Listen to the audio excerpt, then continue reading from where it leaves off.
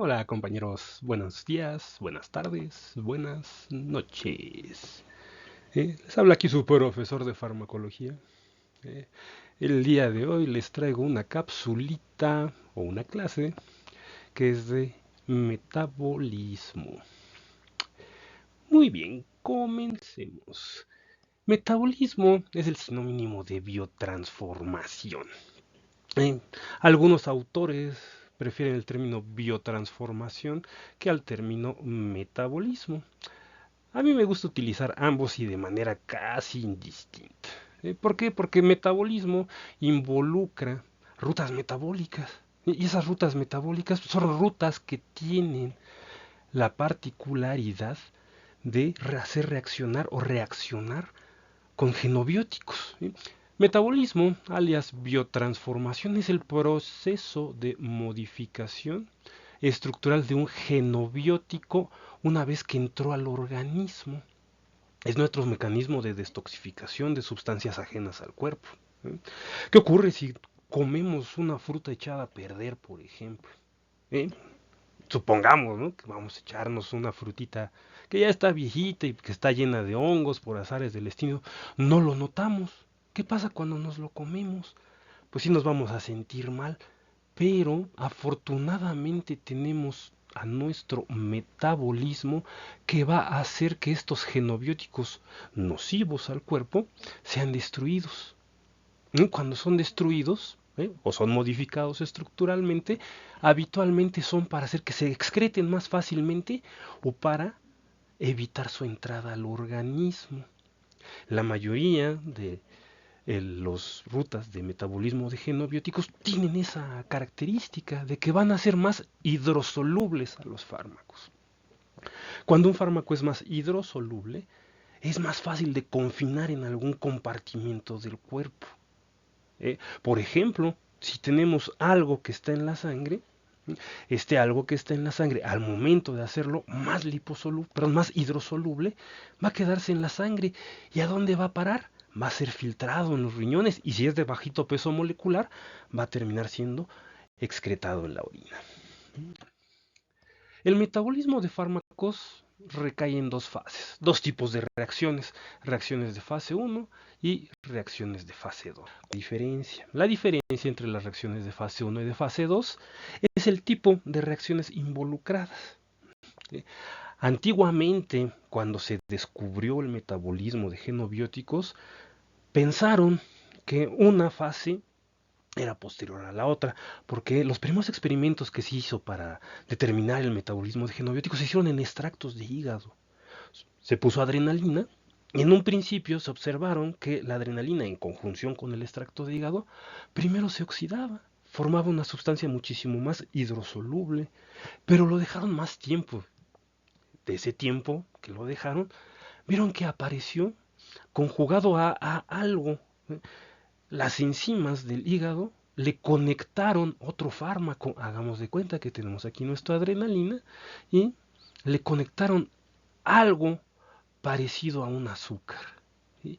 Y esto lo hizo muchísimo más hidrosoluble, porque los azúcares tienen muchos OH, ¿no? Muchos grupos hidroxilo, y los grupos hidroxilo vuelven más hidrosolubles a las sustancias. Hidrosoluble, hidro, va siendo lo mismo que polar. Vuelven a las sustancias más hidrosolubles, o sea, más polares. La mayoría de las enzimas que se involucran en el metabolismo de fármacos, porque están dictadas por factores genéticos y también factores epigenéticos. Lo que es la inhibición enzimática, lo que es la inducción enzimática en el entorno de metabolismo, la inhibición por factores epigenéticos tiene que ver con la disminución de la expresión en el entorno de metabolismo y la inducción tiene que ver con el aumento de la expresión de la proteína. ¿Qué pasa si aumenta la expresión de la proteína? Vamos a tener más proteína, vamos a tener más enzimas que van a destruir más rápido a los genobióticos. ¿Qué pasa si disminuye la expresión de las enzimas en un entorno epigenético? Vamos a tener menos enzimas que destruyan o modifiquen estructuralmente a los genobióticos. Factores genéticos, los factores genéticos pues, son los que vienen con la herencia. Existen diferentes isoformas o diferentes tipos de enzima que van a funcionar de manera diferente. Simplemente hay una enzima que se llama deshidrogenasa. ¿Sí? Hay una enzima, por ejemplo, la alcohol deshidrogenasa. La alcohol deshidrogenasa en la población europea se expresa de manera bastante amplia, mientras que en las poblaciones asiáticas la alcohol deshidrogenasa se expresa muy poquito. O sea, es más fácil emborrachar a un japonés que emborrachar a un alemán, por ejemplo. ¿En dónde encontramos todas estas enzimas? ¿Sí? Las vamos a encontrar en donde requiramos protegernos de las sustancias del ambiente. Por ejemplo, en el tracto gastrointestinal. Es nuestro tracto gastrointestinal. Hay un montón de barreras, pero esas barreras pueden ser salteadas, pueden ser saltadas, ¿no? Pero tarde o temprano va a ser filtrado lo que entra por el tracto gastrointestinal. ¿Cómo respiramos? Pues a través de los pulmones. Muchas sustancias que son aerosoles, ¿sí? Tienen que ser destruidas. ¿Para qué? Para que no se absorban fácilmente por los pulmones y no entren a la sangre. Simplemente la mayoría de los contaminantes, ¿no? Deben de tener alguna barrera para evitar que entren a nuestro cuerpo. La piel. ¿Sí? La piel también tiene esterasas, también tiene barreras que evitan la entrada al cuerpo. Los riñones, no se diga, y el cerebro. Todas tienen enzimas en mayor o menor grado de diferentes tipos, que vamos a ver un poquito más adelante. Y todas estas enzimas ayudan a la destrucción de los genobióticos. ¿Sí? Ok. El principal órgano en el cual se lleva o se dice que se lleva la mayor parte de la biotransformación o el metabolismo de los genobióticos, pues es el hígado. ¿Sí? Tenemos los pulmones, tenemos el cerebro, tenemos los riñones, pero el principal se dice que es el hígado. Mucho de lo que entra al tracto gastrointestinal o a través del tracto gastrointestinal va a ser filtrado a través del hígado. Y afortunadamente en el hígado hay muchísimas enzimas que tienen como función modificar los genobióticos para que sean muchísimo más hidrosolubles. Aumentan su polaridad agregando diferentes átomos, diferentes grupos funcionales, como es el grupo hidroxilo, el grupo amino y el grupo sulfidril. Esos tres grupos le van a conferir hidrosolubilidad a los genobióticos. Genobióticos, acuérdense del entorno así enorme, de que un genobiótico involucra a todas las sustancias, de los cuales un pequeño subconjunto son los fármacos. También hay sustancias ambientales y sustancias que son tóxicas. ¿Sí? Acuérdense, existe esta capacidad de intercambiabilidad entre el conjunto de sustancias tóxicas y fármacos dependiendo de la dosis. Muy bien. Aquí les muestro los diferentes caminitos que puede seguir un fármaco. Prestémosle atención. Un fármaco puede ser conjugado a alguna sustancia para volverlo más hidrofílico y así ser excretado. Otro caminito que pueden seguir los fármacos es que el metabolismo de fase 1 puede modificar su actividad. También otro caminito que puede seguir es dejarlo totalmente inactivo y después el que tiene la actividad modificada conjugarlo con algo para después ser eliminado. El metabolito que ya no es activo puede ser conjugado para después ser excretado, para ser eliminado. Otro caminito que puede seguir el fármaco es pasar sin pena ni gloria, ser excretado sin ser modificado. Son algunos de los caminitos que pueden ocurrir. Ojo, Se les dejó fase 1 y fase 2 no porque sean secuenciales, sino se les puso esos nombres porque se pensó que eran secuenciales, que primero se modificaba y después se conjugaba. Graso error, en aquellos entonces no se conocía eso. Ahora ya se sabe que los fármacos pueden sufrir primero fase 2 y después fase 1, o primero fase 1 y después fase 2, o no sufrir nada. Esto es lo que les quiero mostrar en este cuadrito. Aquí les quiero mostrar, así en resumen, qué es la fase 1 y qué es la fase 2. La fase 1 es la liberación de grupos funcionales.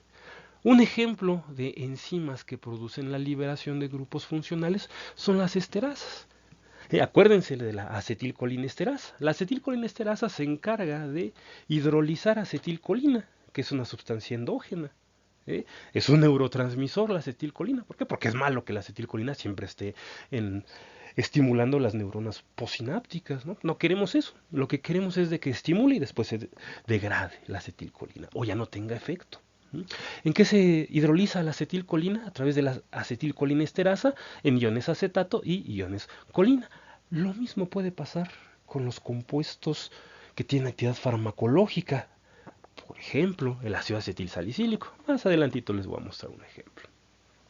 La fase 1 también tiene la función de adición de sustituyentes que lo van a volver a las sustancias más polares, o sea, se hidrosolubles. Aquí abajito les estoy mostrando un policiclo, bueno, un biciclo, en el cual se está oxidando. ¿Qué es la oxidación? La oxidación es introducir oxígenos. Aquí va a entrar un oxígeno en forma de un grupo hidroxilo. ¿Sí? ¿Cuál es más hidrosoluble? Esta. ¿Por qué? Porque ya tiene un grupo hidroxilo. La fase 2 es, a pesar de que químicamente es más compleja, porque la mayoría de las reacciones son de mayor activación, pero tienen como finalidad la síntesis y la conjugación. ¿Sí? La síntesis de compuestos añadiendo sustancias que lo van a volver de mayor peso molecular. Acuérdense, mayor peso molecular va a ser más difícil que se reabsorban. Y si es hidrosoluble y tiene un mayor peso molecular, la reabsorción va a ser menor, va a disminuir la reabsorción. Entonces vamos a confinar la mayoría de los metabolitos. Un metabolito es el producto del metabolismo enzimático de un fármaco, ¿eh? Independientemente si es de fase 1 o fase 2. Y en fase 2 va a ocurrir la conjugación con compuestos endógenos, como es el glutatión, como es el acetato, como es el ácido glucurónico, como es el sulfato, como es los metilos. Entonces, tiene como función aumentar el peso molecular y hacerlos más hidrosolubles. Aquí está. A mí me interesa que se acuerden, el principal objetivo de esta clase es que se acuerden que el metabolismo de fase 1 introduce o revela un grupo funcional hidrosoluble. Grupo hidroxilo, grupo amino, grupo sulfidrilo. Ojo, yo quiero que se acuerden no de las reacciones propiamente dicho, quiero que se acuerden del efecto de las reacciones. Por ejemplo, aquí en este cuadro tenemos oxidaciones de P450, o sea, mediadas por una enzima que se conoce como, un complejo enzimático que se conoce como citocromo P450. El citocromo P450 tiene como función llevar a cabo la oxidación de alguna forma. Puede ser a través de hidroxilación, de retirar de manera oxidativa grupos alquilo. Hagamos de cuenta que tenemos un nitrógeno conectado a diferentes sustituyentes. El nitrógeno tiene 3 valencias. Entonces hagamos de cuenta de que actúa el P450 y lo que va a hacer de manera oxidativa va a ser retirar, ¿sí?, este grupo R para obtener otro producto. No se preocupen de la reacción. Lo que me interesa es de que cuando oigan N desalquilación es de que el P450 va a desconectar una cadena de carbonos y le va a generar mayor carga a esa molécula. La O desalquilación es muy parecida. Por ejemplo, aquí ponen a la codeína. La codeína tiene un grupo que se llama éter. Es un ciclo. No recuerdo muy bien la estructura, pero lo que hace el citocromo P450 es romper uno de estos enlaces. Este oxígeno, como está aquí ocupado con sus 2 valencias, tiene menor polaridad, es menos hidrosoluble. Cuando se rompe, obtenemos un hidroxilo, ¿sí?, y tenemos R por acá, ¿sí? Esto es más hidrosoluble que el compuesto solito. La N-oxidación ocurre muy parecido a la N-desalquilación, donde se oxida en mayor grado el grupo amino hasta obtener o un grupo nitroso o un grupo nitrato. La S-oxidación se oxida el grupo sulfidrilo para obtener un grupo que se conoce como sulfona o sulfato, los diferentes grados de oxidación. Y la desaminación quiere decir que el citocromo P450, que aquí tenemos una cadena que está conectada a un grupo amino, lo que va a ser romper este grupo y generar, ¿sí?, un alcohol. Lo que quiero que se acuerden, lo que quiero que ustedes se lleven de eso, es de que el citocromo P450 va a terminar generando productos de oxidación, ya sea de hidroxilos, o sea, de especies de oxígeno, ya sea de grupos amino o de grupos sulfidrilo. Es lo que quiero que se acuerden. Ahora, también tenemos oxidaciones que no dependen del citocromo P450. Simplemente la adrenalina, ¿no? Si recuerdan cómo se degrada la adrenalina, ¿verdad? Fisio 1, creo que es la tercera página del Guyton. Entonces la adrenalina se degrada. Ay, épale, se me desapareció el puntero. Aquí está el puntero. Ahí está, y quiero la pluma. La adrenalina lo que hace es, tenemos un anillo de este tipo. Esto se conoce como anillo bencénico o anillo fenólico. La adrenalina tiene varios hidroxilos. Ya 20 años de haber llevado la clase de fisiología, no me acuerdo de la estructura, pero me acuerdo que la adrenalina, uno de sus productos es la adición de un grupo hidroxilo y se vuelve muchísimo más polar y da la casualidad que esta todavía es activa. Ya después se metila y se vuelve inactiva, y después se oxida y después ya se degrada. La deshidrogenación. La deshidrogenación también es una oxidación.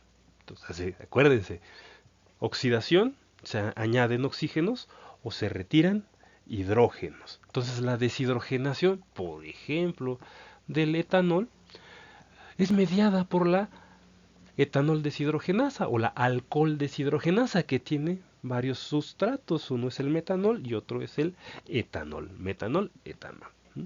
¿Cómo funciona? ¿Sí? Si ustedes bien recuerdan también sus clases, ya creo que en alguna ocasión ya les han de haber platicado que el consumo de metanol es muy nocivo para la salud. El etanol es tiene un grupo metilo, un carbono conectado a 3 hidrógenos. Este carbono conectado a 3 hidrógenos a su vez está conectado a otro carbono que tiene 2 hidrógenos y a su vez está conectado a un grupo oxidrilo. Curiosamente, así como lo vemos, es relativamente liposoluble. Es bastante liposoluble. Inclusive se puede utilizar etanol como desengrasante. Bueno, ¿qué pasa cuando es ingerido. Cuando es ingerido a través de la alcohol deshidrogenasa, se transforma. Se va a oxidar ¿en qué? Primero en acetaldehído. Les voy a mostrar el acetaldehído.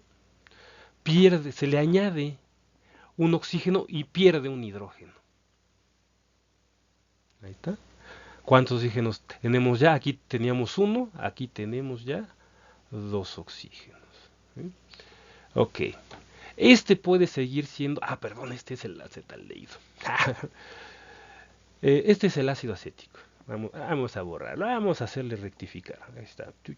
Borramos todo. Borramos aquí. Ay, caray. Borra, que borres. Ahí está. Perdón por este lapsus interruptus. Es que me ignora mi mouse. Ahí está. Ahí estamos. Primero el alcohol deshidrogenasa va a quitarle un hidrógeno. ¿Cómo se lo quita? Quita este, ¿sí? Y genera esto, CH3. Este va a quedar otra vez. Este es un carbono. Va a quedar doble enlace y un OH. ¿Qué perdimos aquí? Perdimos hidrógenos. ¿Cuántos oxígenos seguimos teniendo? Un oxígeno. ¿Cuántos hidrógenos se perdieron? Aquí tenemos 1, 2, 3, 5, 6. Tenemos 1, 2, 4 hidrógenos. Se perdió hidrógeno. Entonces se oxidó. Cuando tenemos un carbono conectado por dos ligaduras, una doble ligadura con oxígeno, cuenta como que está conectado a dos oxígenos. Pero todavía puede seguir oxidándose. La misma alcohol deshidrogenasa lo va a transformar en acetato o en ácido acético. Ya el ácido acético, ese ya no es nocivo. El acetaldehído sí, de hecho es el principal causante de las resacas, eso y los alcoholes de alto peso molecular. La resaca es causada por el acetaldehído. Ahora, el metanol puede seguir un caminito muy parecido. Tenemos el metanol, que es CH3OH.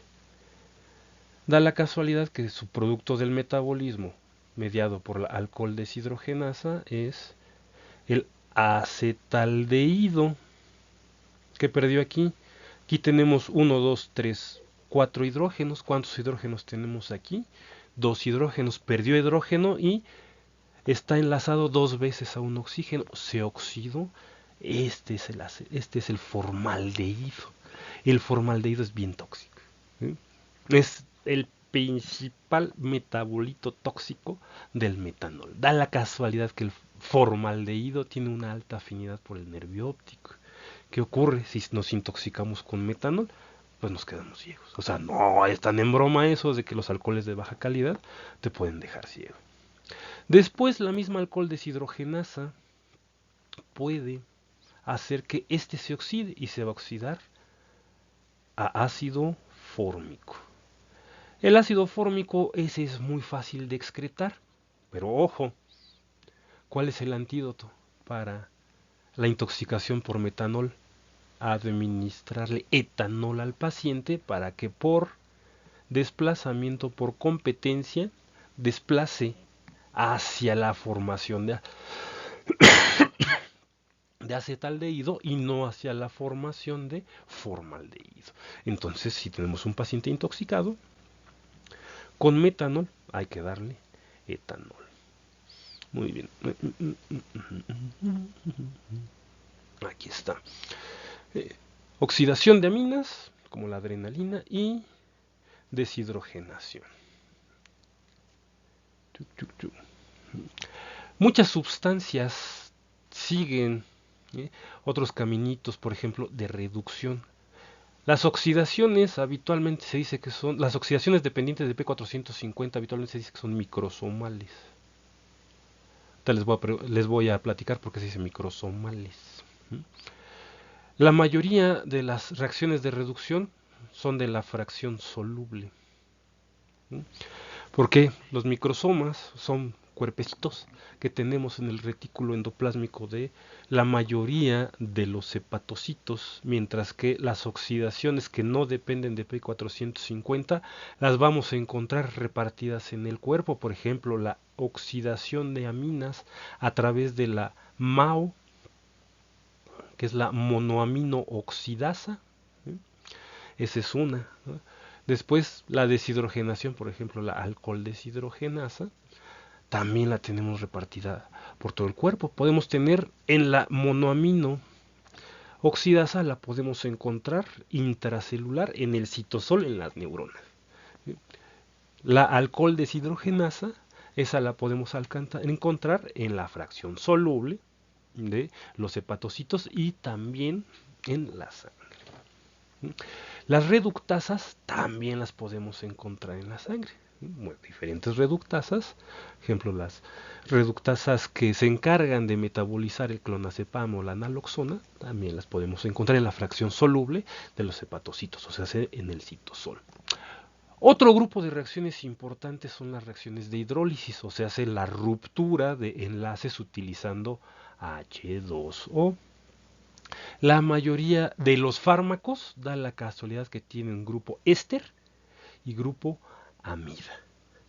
Déjenles presento el grupo éster. El grupo éster es una cadena alquílica que tiene un carbono que tiene una doble ligadura, y que está unido a un oxígeno y que a su vez está unido a otra cadena.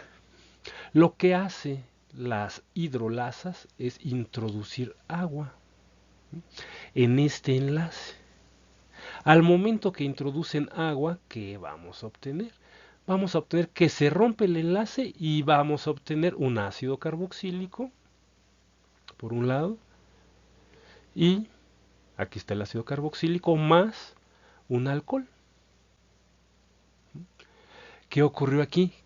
Tenemos este grupo, el grupo éster, que tiene una hidrosolubilidad baja. ¿Y en qué lo transformamos? En un ácido carboxílico que es muy hidrosoluble y en un alcohol que también es más hidrosoluble. Lo volvimos más hidrosoluble agregando agua, ¿sí? Ven que aquí tenemos 1, 2 oxígenos, 1, 2 oxígenos, más el del agua, 1, 2, 3 oxígenos. ¿Cuántos hidrógenos tenemos? Aquí no tenemos ninguno, y aquí entro 1 y 2. ¿Sí vieron? Okay. Entonces, no me interesa que se aprendan la reacción tal cual. Lo que me interesa es que se aprendan el concepto de que la hidrólisis va a romper agregando agua, ¿sí? Y la mayoría de los fármacos pueden tener estos grupos funcionales, ésteres.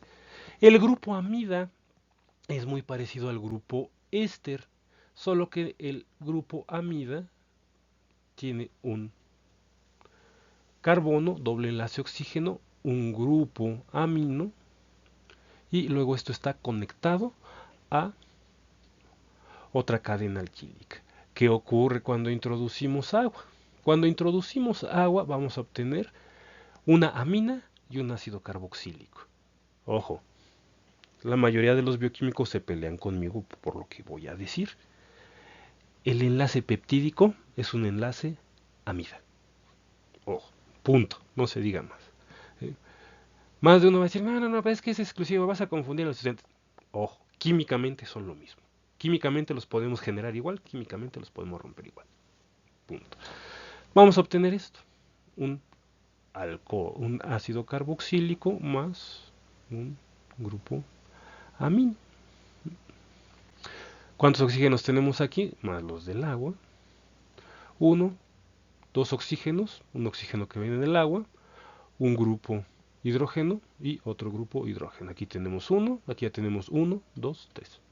Balanceada nuestra ecuación. Ok. Muy bien.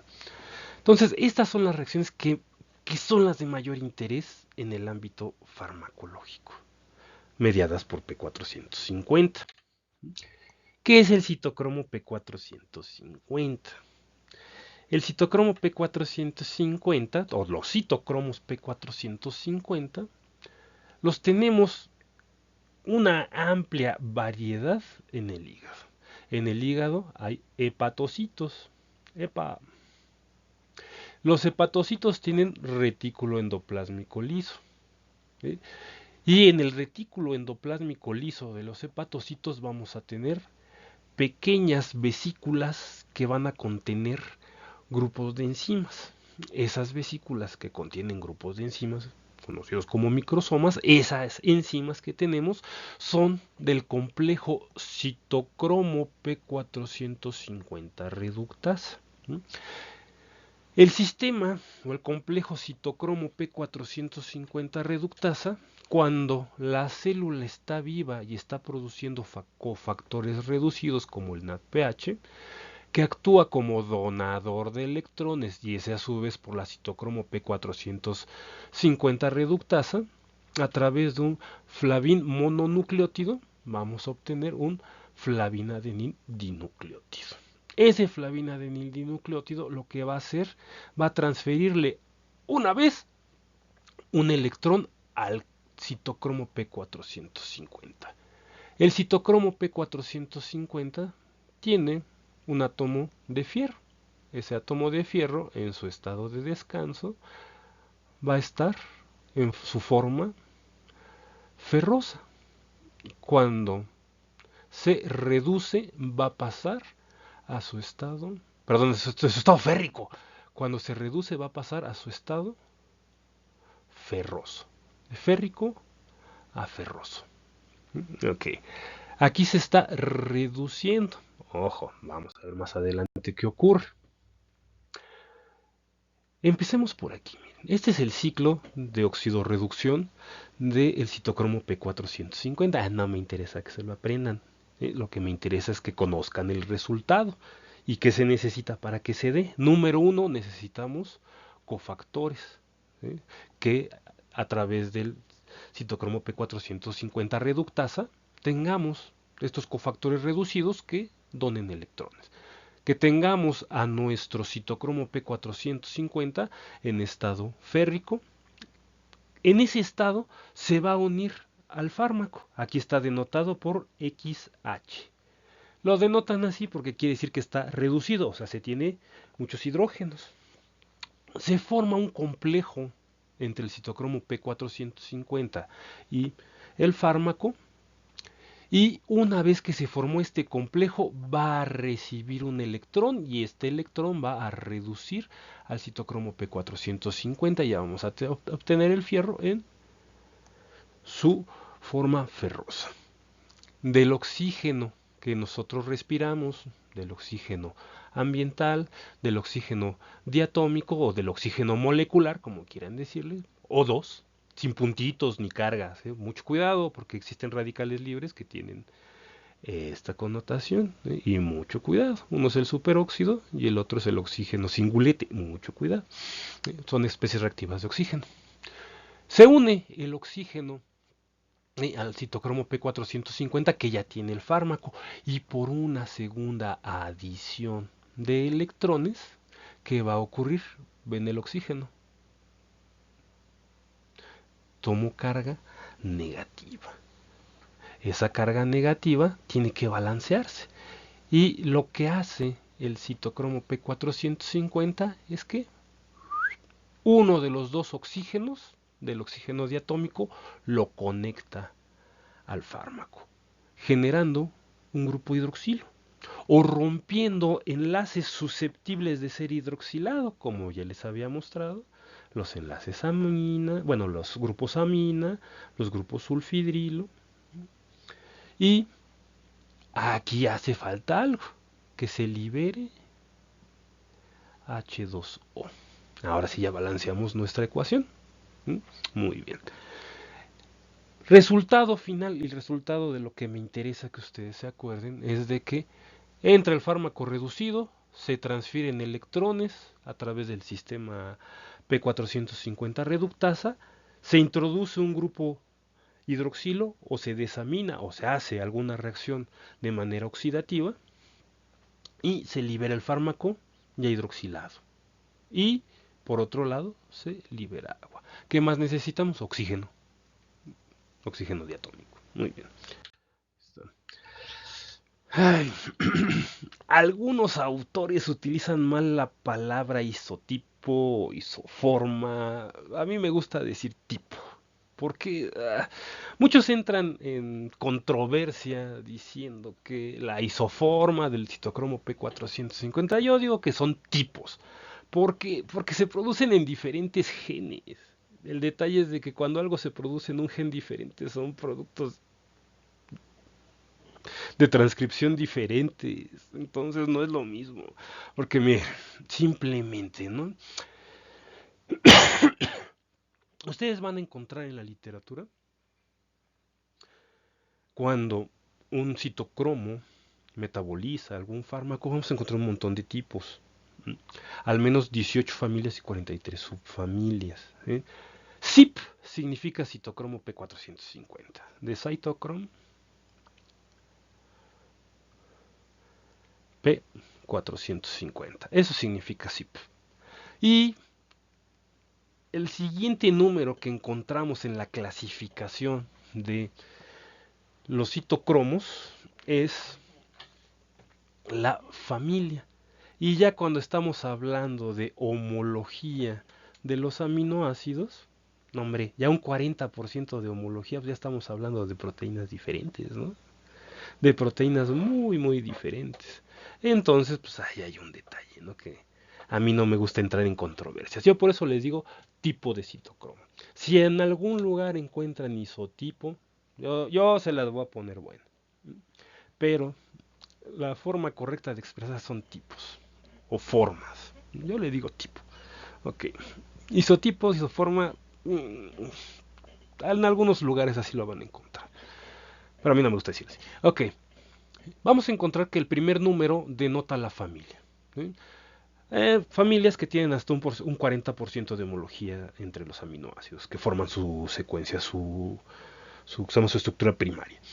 Su familia, la subfamilia quiere decir la homología de los aminoácidos. O sea, dentro de más diferente, le cambiamos la familia.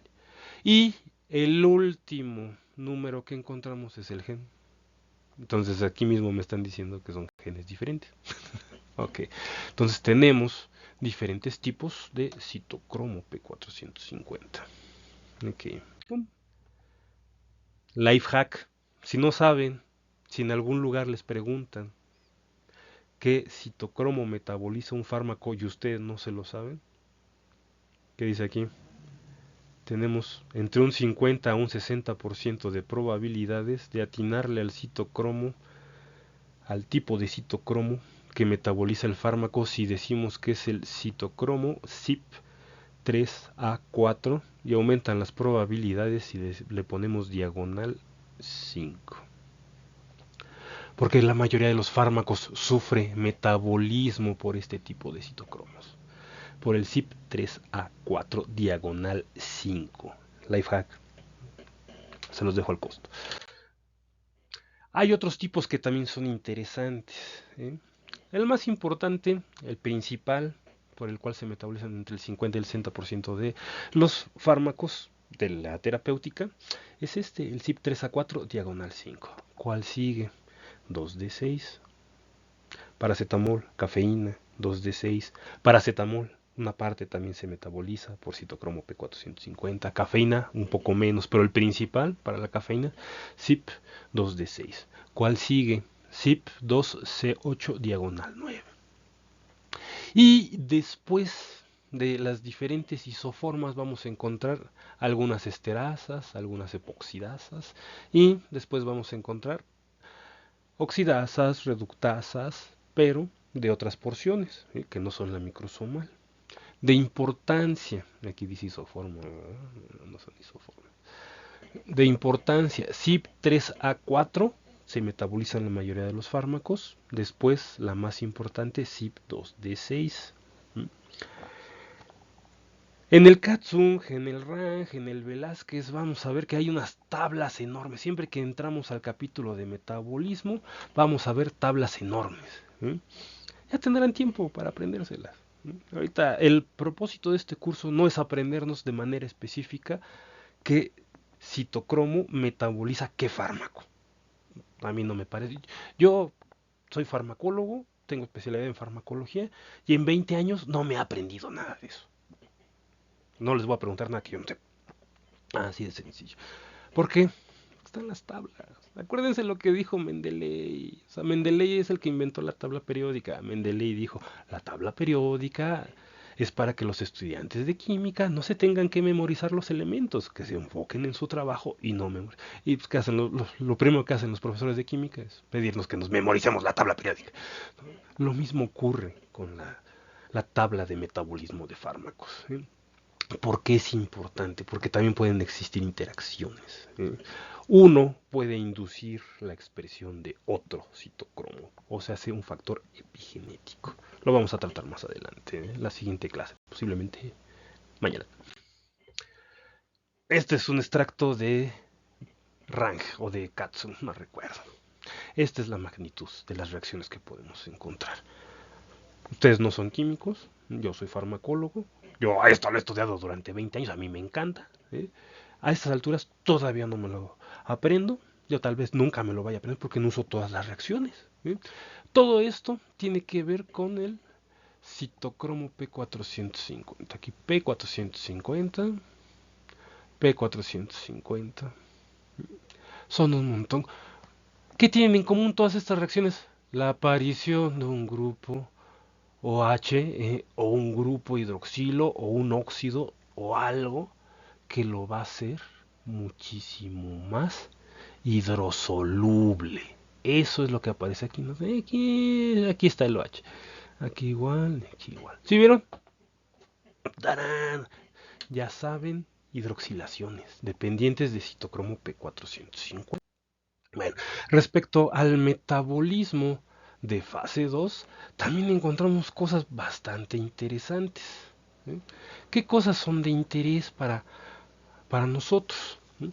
Las reacciones de fase 2 tienen como objetivo aumentar la hidrosolubilidad, hidro, y aumentar el peso molecular. Acuérdense, las sustancias dentro de más grandotas es más difícil que pasen por la puerta. ¿Sí? No es lo mismo que entre una persona así como yo de amplio masa corporal, de índice de masa corporal, que una persona menudita. Una persona delgadita pues va a caber entre los barrotes de una cárcel y pues yo no voy a salir fácilmente de entre los barrotes de una cárcel, ¿verdad? Entonces, algo muy parecido ocurre con los compuestos. Dentro de más hidrosolubles y de mayor peso molecular, más fácil va a ser su excreción. Ojo, los metabolitos o los productos del metabolismo, es un metabolito, un producto del metabolismo de un fármaco. Los metabolitos de fase 1 habitualmente se excretan por orina más fácilmente, mientras que los metabolitos o los productos de la fase 2 se excretan por bilis. Ojo. Bueno, yo digo que esto es más sencillo porque hay menos reacciones que aprenderse. No me interesa que se aprendan las reacciones, pero yo como farmacólogo, pues yo busco la manera más sencilla de hacer el trabajo.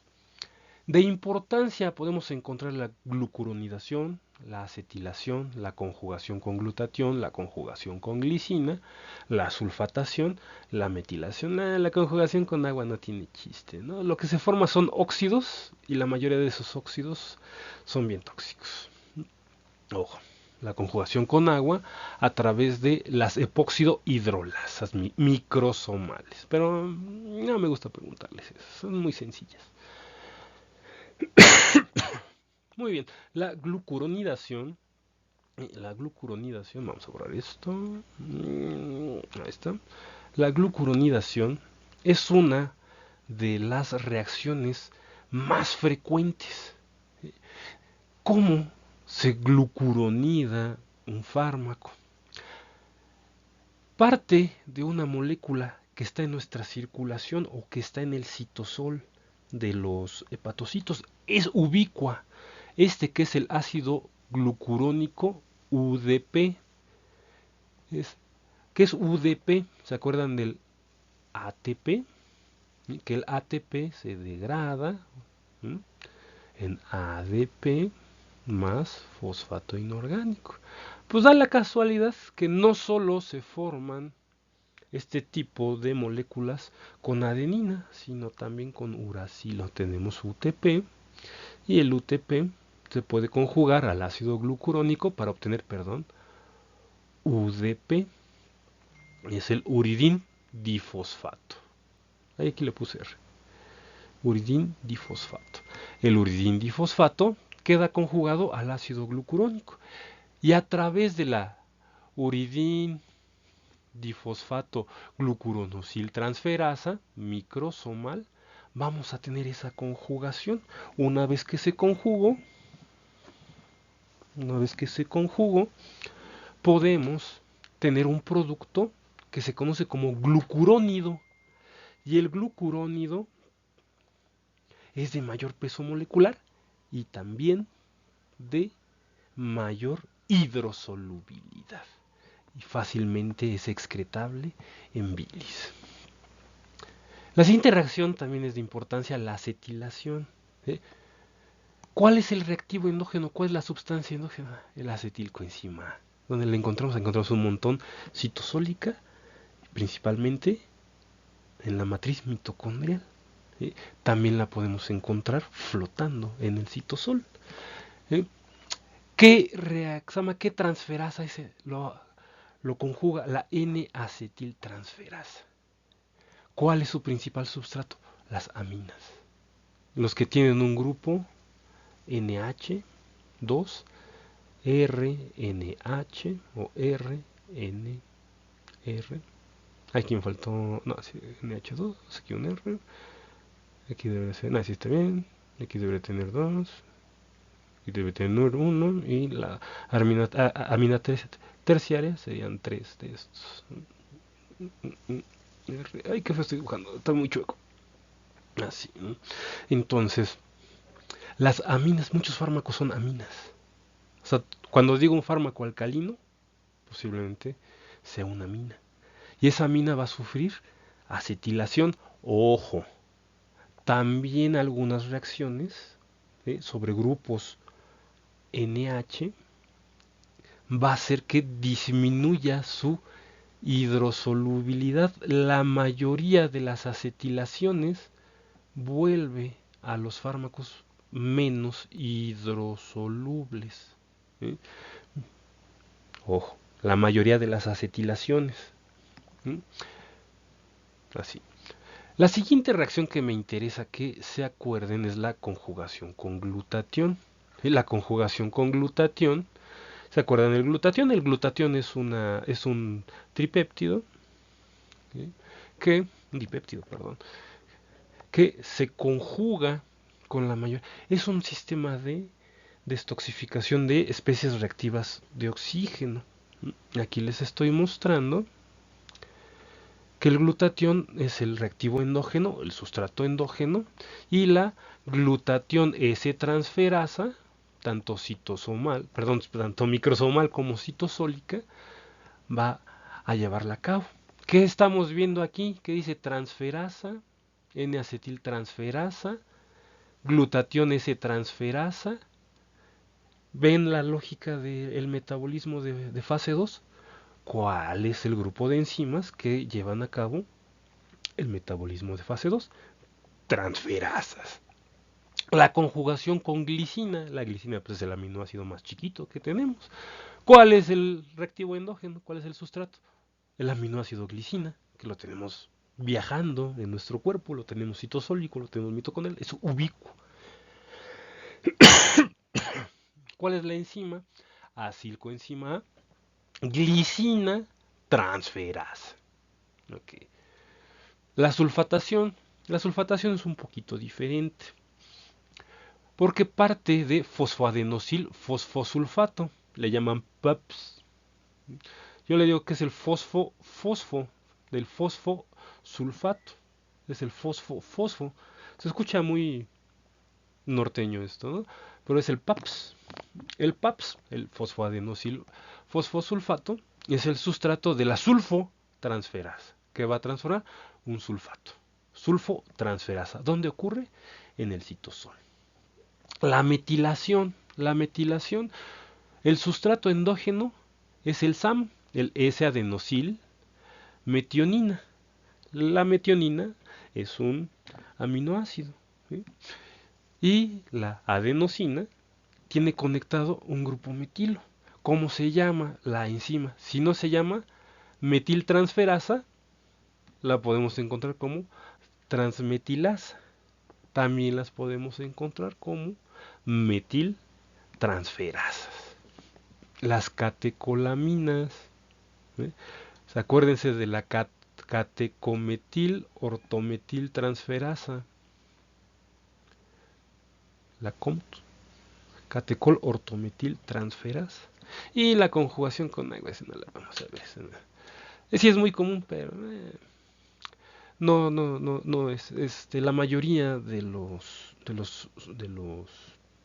productos de esta reacción son tóxicos. Los vamos a ver más adelante, de todas formas, en toxicología.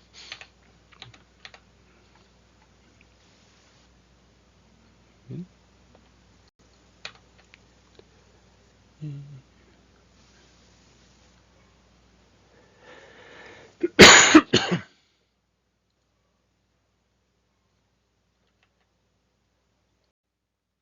La fase 2 es aquí lo esquematizo, cuáles son las reacciones, cuáles son lo que vamos a obtener de la fase 2. Rápidamente, en la fase 2 vamos a ver que el fármaco a través de transferasas van a ser conjugadas con un grupo hidrosoluble o polar endógeno y van a formar una molécula de mayor peso molecular con una mayor hidrosolubilidad. Este diagrama de bloques representa lo que es el metabolismo de fase 2. En esta diapositiva les quiero mostrar la abundancia o cuáles son las principales enzimas que realizan el metabolismo de fase 2. Si encuentran UGT es la UDP glucuronosiltransferasa. UGT para los cuates. También podemos encontrar la glutatión S-transferasa. Aquí está la glutatión S-transferasa. También podemos encontrar la sulfotransferasa, la SULT. Y la siguiente en importancia es la NAT, N-acetiltransferasa. Esas son las más importantes, las enzimas más importantes de metabolismo de fase 2. Si les llegan a preguntar, y aquí le podrían atinar un poquito más. Posiblemente cuál sea uno de los metabolitos de fase 2. También podrían atinarle si dicen el glucurónido, el sulfato, el conjugado con glutatión o el acetilado. Podrían atinarle. ¿Por qué? Porque pueden ocurrir varias reacciones al mismo tiempo de manera o secuencial o paralela. Se vuelve un poquito complicado. Aquí no se espanten. Aquí les estoy mostrando algunas de las reacciones que ocurren en diferentes grupos químicos. Aquí tenemos un alcohol secundario, un ácido carboxílico, un grupo tiol, un fenilo, una amina secundaria, una piridina, una amina terciaria, un hidroxilamina, un grupo, se me olvidó, malonildialdehído, y lo que les estoy mostrando aquí es el UDP5-difosfo de ácido glucurónico. Aquí tenemos la parte de la adenosina, acá tenemos, perdón, de la uridina, y aquí tenemos la parte del ácido glucurónico. Tiene dos grupos fosfatos. Cuando se hidroliza y a través de la transferasa vamos a conectarlo, ¿ya vieron? Aquí tenemos nuestro alcohol secundario que le conectaron, la enzima le transfirió un grupo glucurónido.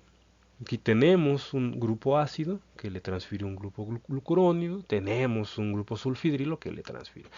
¿Cuál es lo que quiero que se aprendan? Que la UDP glucuronosiltransferasa va a conectarle al fármaco o a los metabolitos del fármaco un grupo glucurónido.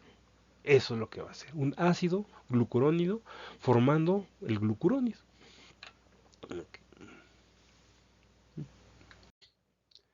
¿Qué ocurre con las sulfotransferasas? Aquí les presento al PAPS. ¿Sí? 3-fosfoadenosin, 5-fosfosulfato. 3-adenosin, fosfoadenosin, fosfosulfato. No se aprendan la fórmula. Lo que me interesa es de que el PAPS va a donar un grupo sulfato. ¿Y a dónde lo va a conectar? A donde haya grupos amino y grupos hidroxilo. Ven, aquí está el sulfato, el sulfato, el sulfato y el sulfato. ¿Qué hace la glutatión transferasa? Aquí tenemos el glutatión S transferasa. Aquí tenemos el glutatión. Esto es un ácido glutámico. Aquí tenemos una... se me olvidó el nombre. De los pocos aminoácidos que tiene la cadena lateral, en forma de... con un grupo tiol. Se me olvidó el nombre. Y tenemos glicina. Ok, es un tripéptido. Tenemos, este es el fármaco. Este fármaco puede estar activado. Esta X puede ser perfectamente un OH, un NH2 o un SH. Se conecta a través del grupo tiol de esta parte del glutatión. Entonces, esto así tal cual se puede excretar a través de la bilis. Así tal cual, el conjugado con glutatión. Pero también podemos obtener, cisteína. Vamos a obtener el conjugado con cisteína o el conjugado con ácido mercaptúrico. Aquí estoy presentando la actividad de las N-acetiltransferasas. N-acetil, aquí tenemos NH, NH, NOH y NOH. ¿Qué les va a transferir? A través de la acetilcoenzima, aquí está el grupo acetato que va a ser transferido, y en conjunción por acción enzimática de la acetiltransferasa les va a conectar un grupo acetato. Este es el grupo acetato. A mí me gusta dibujarlo así porque es un poquito más didáctico. Este es el grupo acetato. Lo ponemos aquí menos. Pero si lo ponemos un enlace, ya es el acetato del fármaco. Las metiltransferasas. Aquí tenemos la S-adenosil L-metionina. A través de la metiltransferasa va a conectar este grupo CH3, alias metilo, para los cuates, que vemos aquí. Ojo, la conjugación con metilo puede volverlos más liposolubles a los fármacos, pero depende con qué se conjuga. La mayoría de los productos de conjugación con aminas los va a volver más hidrosolubles, si ven que tienen carga. ¿Sí? Mientras que la conjugación con alcoholes los van a volver más liposolubles. Depende con lo que reacciona, depende del grupo funcional del fármaco. Yo no se los voy a preguntar eso, pero deben de tener una idea que dependiendo del tipo de fármaco es el tipo de metabolito que vamos a encontrar. Ya para terminar, vamos a checar vamos a analizar el metabolismo de la aspirina. Esta es la aspirina, es el ácido acetil salicílico. Ácido acetil salicílico. Esta parte es el acetato y esta parte es el salicilato. Cuando esterasas sanguíneas como tipo acetilcolinesterasa, como esterasas no selectivas, hay una acilesterasa que podemos encontrar en citosol, puede hidrolizar el ácido acetilsalicílico en ácido salicílico. ¿Qué le quitó? El grupo acetato que estaba en este grupo hidroxilo. Cabe mencionar que también es importante de que puede sufrir la degradación espontánea, o sea, hace la autólisis dependiente del pH. Si tenemos un medio muy alcalino o un medio muy ácido, como en el estómago, Medios muy alcalinos en el cuerpo no tenemos, pero tenemos medios muy ácidos, como es el estómago. Se puede hidrolizar, ¿sí? La autólisis.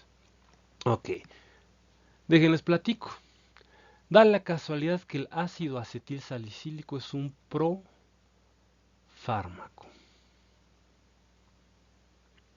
Es el ejemplo más sencillo que podemos encontrar de profármaco, porque el ácido salicílico tiene mayor actividad analgésica y también mayor actividad antiinflamatoria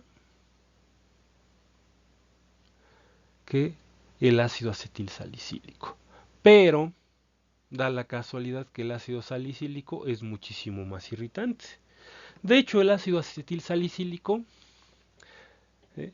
Cuando se degrada, y tenemos ácido acetil salicílico que lleva mucho tiempo caduco, y si lo consumimos o se lo administramos a un paciente le podemos causar una grave irritación. ¿Por qué? Porque la mayoría del producto de la autólisis del ácido acetil salicílico es el ácido salicílico. Y de hecho el ácido salicílico, no el ácido acetil salicílico, el ácido salicílico se utiliza para quitar callos, es un queratolítico.